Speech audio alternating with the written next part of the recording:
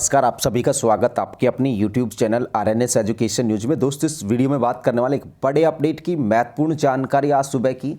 तो राजस्थान चिकित्सा विभाग में UTB की नर्सिंग भर्ती में घोटाला किया गया था, यानी कि फर्जी तरीके से उसमें सिलेक्शन किए गए थे। और ये भर्ती थी जोधपुर ज़िले की, जहाँ पर जोधपुर CMHO तत्कालीन उस टाइम पे डॉक्टर बलवंत मंढा CMHO हुआ करते थे। और उन्होंने अपने खेल के जरिए और इन नियुक्तियां की। और अब दोस्तों, नर्सिंग भर्ती में पूर्व CMHO डॉक्टर मंढा दोषी साबित हो चुके हैं। और जो उस टाइम पर UTB में लोग लगे थे, क्योंकि उन्होंने भी पैसे दिए थे, ठीक है ना, एक अकेले मंढा की गलती नहीं है यहाँ पर। जो लोग UTB पर लगना चाह रहे थे उन्होंने भी पैसे दिए थे। तो अब यहाँ पर ये हो सकता है, रद्द हो सकती है नियुक्तियाँ। तो पूरी खबर क्या है, ये एक तरीके से टोटली UTB की सबसे बड़ी फर्जी भर्ती थी, जिसमें बहुत तरीके से गलत काम किए गए थे। यानी कि अलग तरीके से लिस्टें बनाना, अपने चहेतों को शामिल करना और बहुत कुछ, ठीक है। इस पर एक विस्तृत वीडियो मैंने 3 मार्च 2023 को डाली हुई है, वो देख लेना आप लोग। सबसे पहले देखिए, जोधपुर दैनिक भास्कर, नई जिम्मेदारी के 5 दिन बाद आई रिपोर्ट, नर्सिंग भर्ती में पूर्व CMHO डॉक्टर मंढा दोषी साबित, रद्द हो सकती है नियुक्तियां।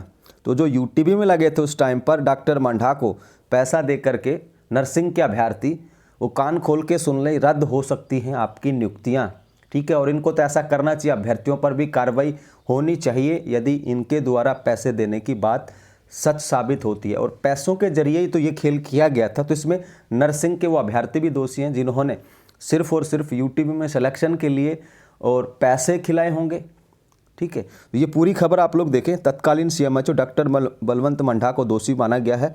लगातार शिकायत के चलते सरकार ने 5 दिन पहले ही उन्हें पावटा जिला अस्पताल से स्थानांतरण कर पाली के बागड़ अस्पताल में नई जिम्मेदारी दी थी, लेकिन अभी तक मंढा ने वहाँ ज्वाइन नहीं किया। उधर संयुक्त निदेशक जोधपुर जोन की रिपोर्ट के बाद संभाग आयुक्त ने पूरे मामले की जांच, जिसमें डॉक्टर मंढा को दोषी पाया गया, इसकी गोपनीय रिपोर्ट संभागीय आयुक्त चिकित्सा और स्वास्थ्य विभाग को भेजी है। और देख सकते हैं दोस्तों, 2021 की UTB भर्ती का ये मामला दोषी माना है और नियमानुसार अनुशासनात्मक कार्रवाई से इसमें अवगत कराने को कहा है। ये देख सकते हैं दोस्तों, निदेशक नवल ने, क्योंकि नवल जी का अब तबादला हो चुका है, ठीक है ना, तो यहाँ पर यह बताया कि भर्ती निरस्त करने के लिए महाधिवक्ता से राय मांगी है। दरअसल कोर्ट में चल रहे नर्सिंग भर्ती मामले SB से सिविल रिट पिटीशन संख्या 7746/2021 मनीष कुमार परमार बनाम राज्य सरकार और संभागीय आयुक्त जोधपुर की रिपोर्ट के बाद प्रकरण संबंधी विज्ञप्ति को निरस्त करने के संबंध में निर्णय लेने के लिए विधिक राय मांगी गई है। यानी कि दोस्तों, ये पता तो चल गया कि UTB 2021 की भर्ती जो CMHO जोधपुर ने की वो बिल्कुल फर्जी तरीके से की और उसमें वो दोषी साबित हुए हैं। लेकिन अब इन भर्तियों को निरस्त करने के लिए, उस टाइम की भर्तियों को बात कर रहा हूँ, UTB 2021 की उस टाइम की नियुक्तियों को रद्द करने के लिए, और यहाँ पर महाधिवक्ता से, यानी कि सरकार के जो AG हैं, सरकारी जो वकील हैं, उनसे राय मांगी जा रही है कि भाई क्या कुछ करें।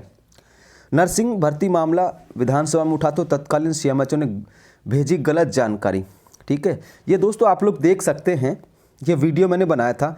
दैनिक भास्कर ने 3 मार्च 2023 को ये खबर छापी थी और उसी दिन का RNS एजुकेशन न्यूज़ पर वीडियो आप लोग देख लीजिएगा। और उस टाइम पर हमने कहा था कि निश्चित तौर पर इन भर्तियों में गड़बड़ी हुई है और निश्चित तौर पर वक्त न्याय करेगा। और अब यहाँ पर जो है इन भर्तियों में फर्जीवाड़ा साबित हुआ है। UTB जोधपुर 2021, ठीक है। तो अब आएगा मज़ा, देख सकते हैं आप लोग। जिस टाइम पर ये कांग्रेस की सरकार थी, उस टाइम पर विधानसभा तक में झूठ बोला गया था बलवंत मंढा को बचाने के लिए। लेकिन जो वो कहते हैं ना कि वक्त की मार से कोई नहीं बच सकता, और अब यहाँ पर ये मंढा जो साहब हैं ये दोषी साबित हुए। ये पूरी खबर आप लोग देखो। 30 से अधिक अभ्यर्थियों के दस्तावेज अपूर्ण थे और साक्षात्कार में ज़्यादा नंबर देने का खुलासा किया गया था। एकमात्र ऐसी भर्ती करी थी इन्होंने कि इंटरव्यू रख दिया था और उसके आधार पर इन्होंने इंटरव्यू में पैसे लिए और ऐसे ऐसे अभ्यर्थियों का सिलेक्शन कर दिया जिनके प्रतिशत कम थे, बावजूद इसके उनको UTB जोधपुर में लगाया गया। तो अब देखना ये होगा क्या कुछ है। और मुझे ऐसा लगता है और मैं ऐसी मांग भी करता हूँ कि सिर्फ और सिर्फ मंडा को दोषी साबित ना किया जाए, उन 30-35 जो भी अभ्यर्थी थे जिन्होंने इस तरीके के कृत्य को अंजाम दिया अपनी यूटीबी की नौकरी के लिए, उन पर भी कार्रवाई होनी चाहिए। जो अभ्यर्थियों ने पैसे दिए होंगे या अपनी राजनीतिक पहुंच के जरिए नियुक्तियां ली होंगी, ऐसे सभी अभ्यर्थियों पर कार्रवाई हो ताकि ये इन फ्यूचर ये चीज़ें ना हो। और यूटीबी भर्तियों का सच भी यही है, लोग जुगाड़ तलाशते हैं किस तरह तरह के, क्योंकि प्रतिशत बेस पर होती है परमानेंट भर्तियाँ, इसलिए सबको दुख दर्द तकलीफ़ें भूल कर के लग जाते हैं यूटीबी कॉन्ट्रैक्ट पर, और उसके बाद बोनस अंकों की मांग की जाती है। और यही वजह है कि अल्प वेतन में भी लोग काम कर लेते हैं यूटीबी में, क्योंकि अब तो वेतन काफ़ी अच्छा कर दिया है, 37,000 26,000 ऐसे। लेकिन ये जो 7,000 वाले लोग हैं जिन्होंने पैसे लिए और भर्ती हो गए और बोनस अंक भी मिल गया होगा, इसमें से तो कई लोग ऐसे भी होंगे यहाँ पे फर्जी लग गए, और जो परमानेंट भर्ती है नर्सिंग ऑफिसर की, उसमें भी इनका सिलेक्शन हो गया, ठीक है। तो इन्होंने एक फर्जीवाड़ा किया और दूसरी में फेयर सिलेक्शन हो गया उन्हीं बोनस अंकों के आधार पर। 21 में लगे थे तो ये मान के चलो 22 में 23 में भर्ती आई है, 10 अंक तो मिले ही होंगे, 10 से सिलेक्शन हो गया होगा।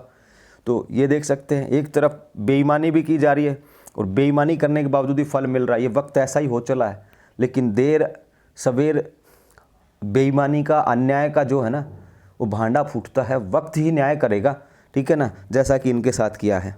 और मैं तो ये कहता हूँ कि इनको रद्द करा जाए। जिन अभ्यर्थियों की गलत नियुक्ति ली गई थी, जिनको 30-35 हैं, जिनकी सही थी उनको रख सकते हैं, लेकिन ये सरकार के AG तय करेंगे।